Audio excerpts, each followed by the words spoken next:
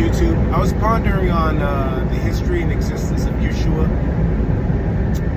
and I was pondering on my experiences and his experiences and everybody else's experiences out between to this moment. And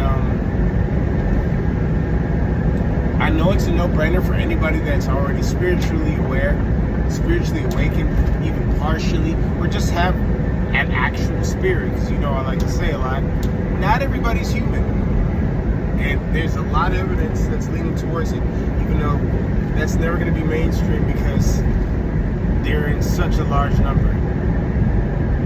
But with that being said, I've been focusing on the identification of such. And the identification of such is it's not just identification, it's how to classify them based on how you want to move with your spirit. Anybody, the more, because everything's on a sliding scale. It's never really black and white. Nothing's ever black and white.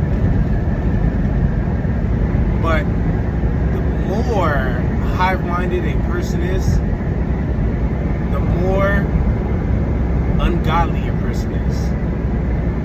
And even you could be completely hive-minded and still have a very bright spark of God in you that's laying dormant or ready to act on a certain moment. But we're playing the odds of numbers based on how most people move. Everything's a hit and go. Most people are like peppermints on an airplane. That's a Fight Club line or some shit like that. But and you can tell who's who. Who's just like, I'm just coasting through life. I don't even know what I'm doing here. Versus a spirited person or an evil spirited person. And that's where I'm making my distinction at. If I say I don't watch sports, like I talked to this one woman and she tried to chop it up about sports. She was down south tomboy bitch out of Texas. Cool ass motherfucker. But she can change subjects and talk about a different subject. Women can generally do that though, which is, I have to give kudos to women on that one. Very valuable.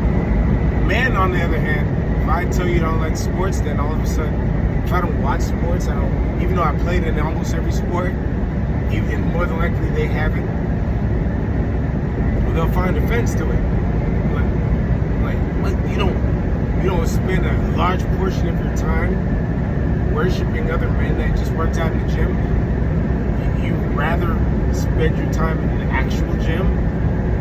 What a weirdo.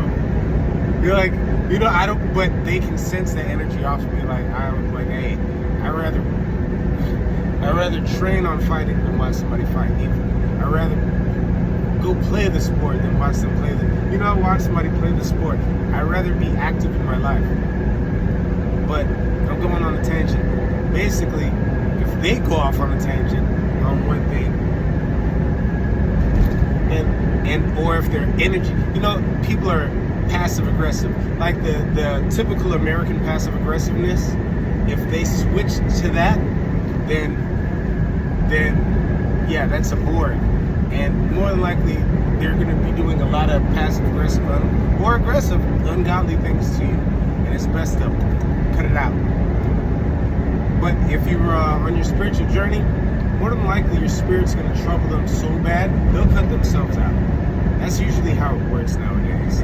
We're in the times where the divide is getting thicker than ever. But I don't know, if you're new to this whole weird experiences, which a lot of people are finding out on a bunch of new channels, what is this? Why are people following me around it? Right? And they're searching through, and luckily there's more and more people posting about it, so it's not strange.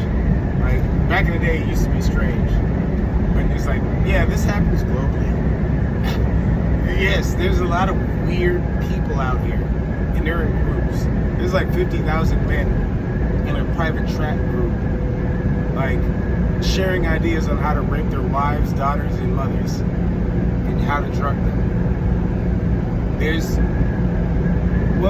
75,000 women that on the private group chat how to finesse their family, how to screw over their family and their husbands.